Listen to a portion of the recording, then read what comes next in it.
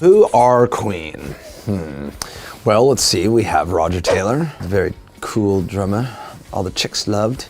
We have John Deacon, the very smart, studious one who actually took care of the books for a while, I think. We have Brian May, the astrophysicist genius who built his own guitar. And then we have Freddie Mercury.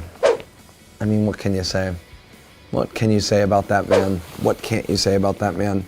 He is one of the greatest voices to ever enter into a rock band, and he was just an absolute one-off. There will never be another. There will never be another Freddie Mercury.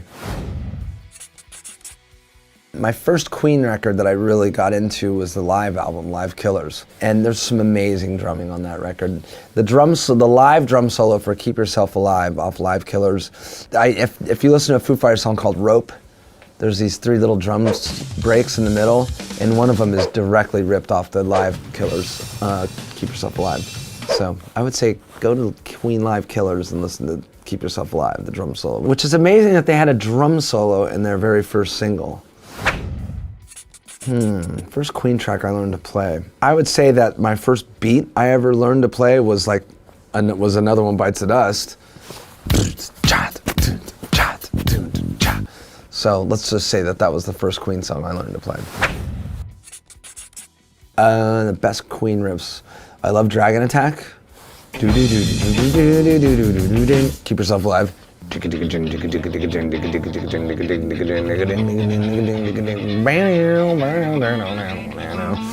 love Ogre Battle.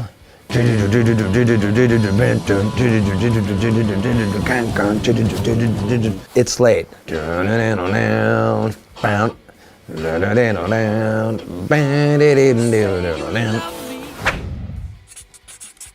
I had to introduce someone to Queen, God, it seems impossible that nowadays you would have to introduce anyone to Queen, especially after the movie, but I think I would just start with that first greatest hits.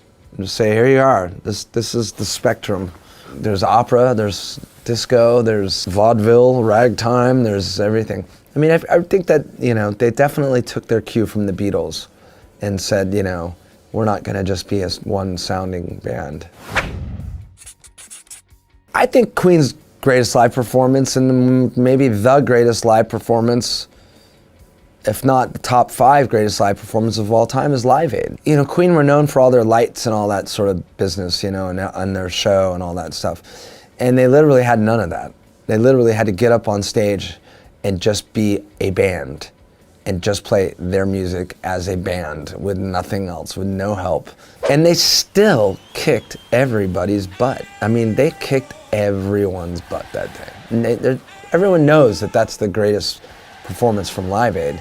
And everybody also knows that it's kind of one of the greatest live performances ever.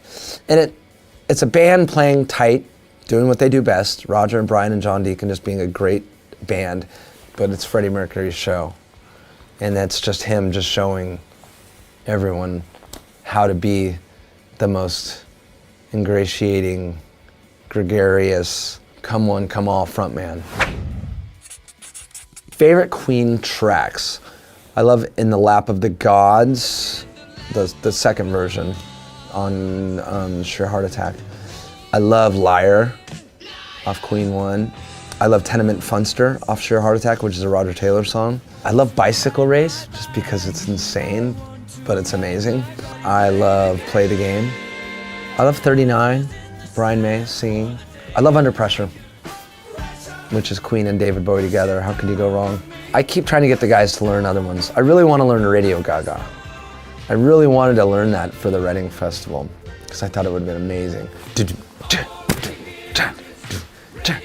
Probably not even really one of my favorite Queen songs, but I just thought it would have been really fun to sing that at Reading Festival and everyone would get their hands going and do that. Bohemian Rhapsody, that's kind of the first song I really remember hearing as a kid, and I just thought it was funny. I was like maybe 4 or 5 when it came out. It was 1976, 77.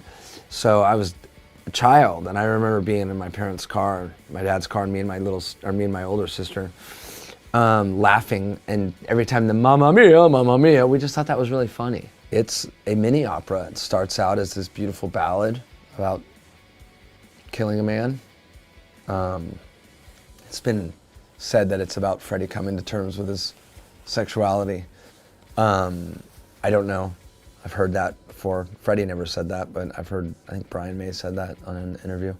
I think he just kind of read into it a little bit, which might be true.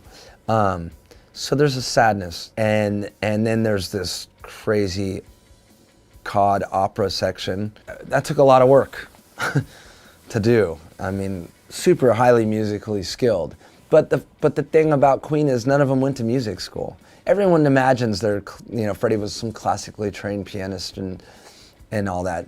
They didn't. None of them went to music school. They're just a garage rock band, essentially, just like the Foo Fighters. They're just a bunch of kids that were in garages, and then there's the hard rock section.